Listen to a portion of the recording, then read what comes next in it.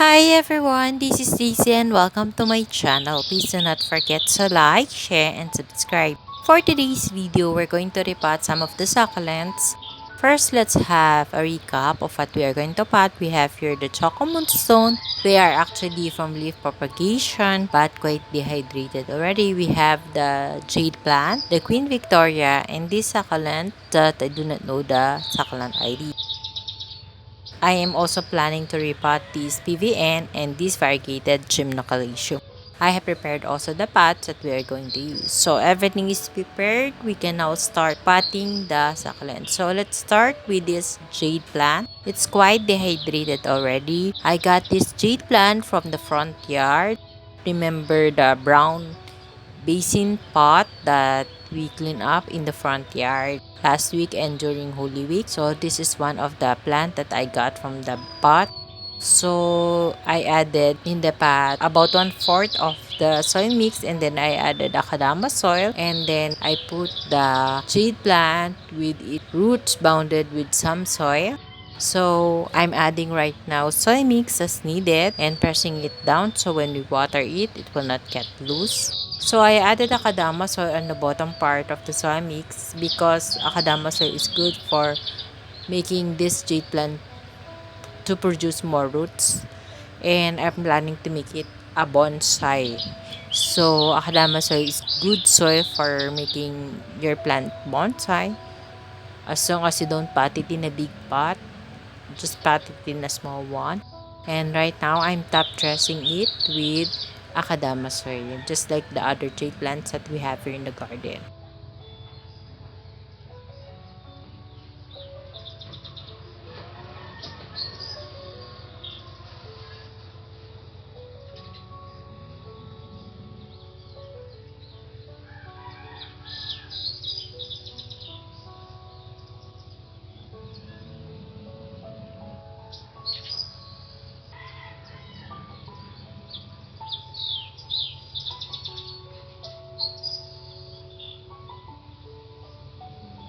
So we're done potting the jade plants. Let's go to the next one. So the next one that we are going to pot is the variegated gymnocalycium, which has a dark tone color. So the roots is already bounded with akadama soil. So the soil that I'm using here is akadama soil too, and all I have to do is add some akadama soil on the pot, cover up its root part.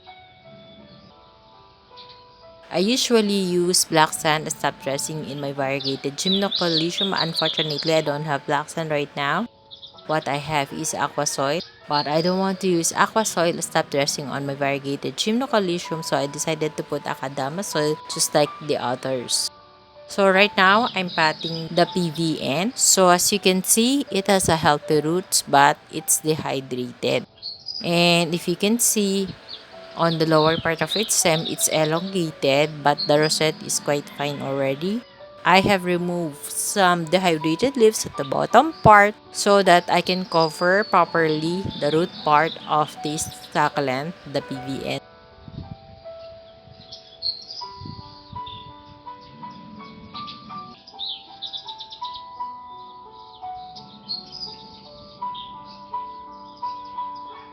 So this is how the leaf look like when it is dehydrated. It has a wrinkled leaf.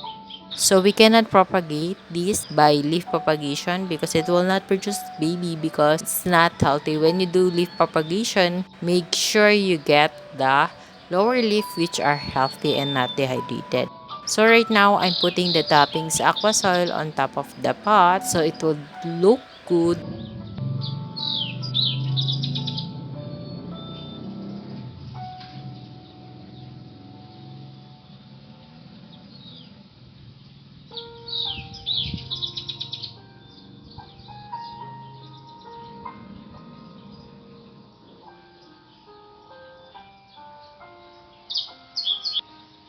So the next one that we are going to pot in this clay pot is the Queen Victoria. So if you could see, it looks quite healthy, but up close, it is really dehydrated, especially the bottom part of it. And the root is not that healthy anymore because I always neglect the front yard of our house. But this time, I will be more vigilant in taking good care of the succulents that I have potted there. Since I have potted many succulents like Graptopetal mendicae, Myrinae, Graptoveria morphine, and some other succulents too. So it's hard to pat this Queen Victoria because at the tips of its leaves, it has thorns.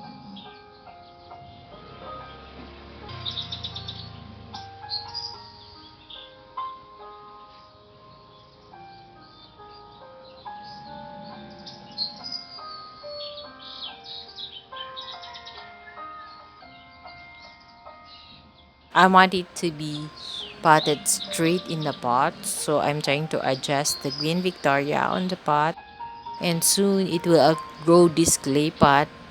But unfortunately, I don't have a bigger pot to pot this Queen Victoria. That's why I repotted the PVN and the variegated Gymnocalcium to a smaller pot so I could use this pot for this Queen Victoria. If you could remember, I also bought last month the King Victoria. So we will compare it as long as this Queen Victoria become rooted on the spot. So right now, I'm putting the top dressing, the cultured soil from plant culture PH. I still have some leftover of it, so we can put it as a top dressing on this Queen Victoria. It looks good on this clay pot. It's very nice.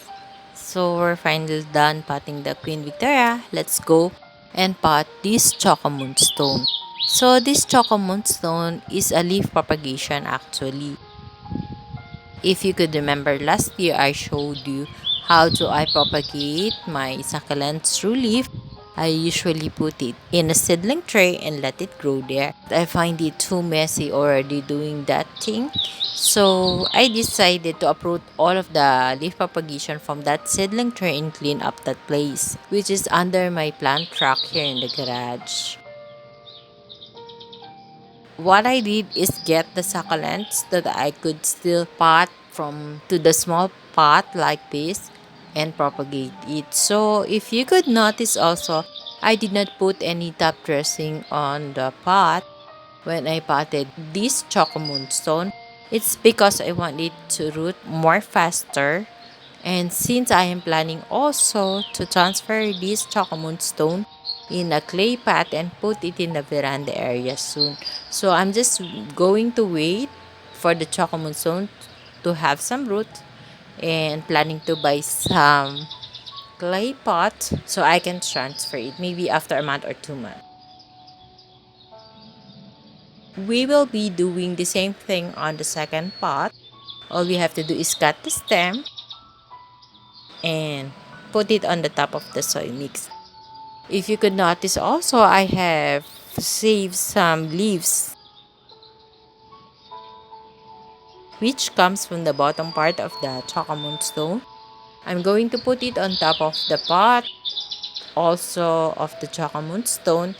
We can use it as leaf propagation since they are not that dehydrated and it might produce baby. Let's see if you could remember the Graptopetalum that I have shown just last Monday in my vlog. The Graptopetalum produces lots of babies and it's quite stable already in the veranda area. So I'm hoping Chocomonson will do the same and give us baby through this leaf propagation.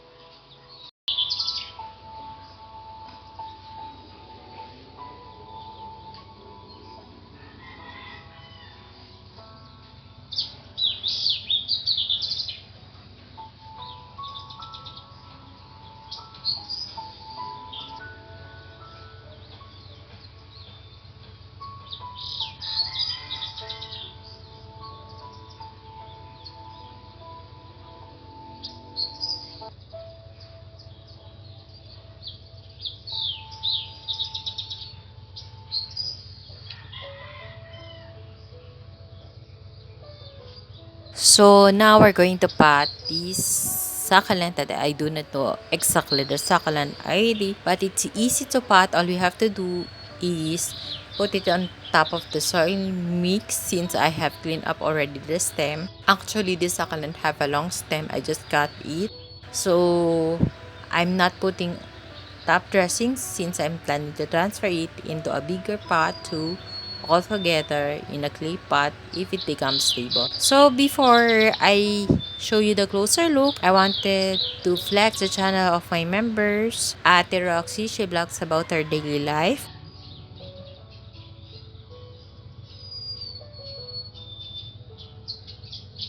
Prit Pinay Journey, she vlogs about her travel and plans too. Eileen De La Cruz vlog, she vlogs about succulent and cacti.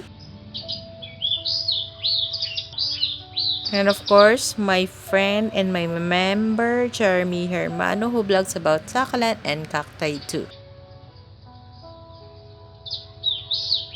And now, let's have a final look of the succulents that we have potted. Enjoy watching!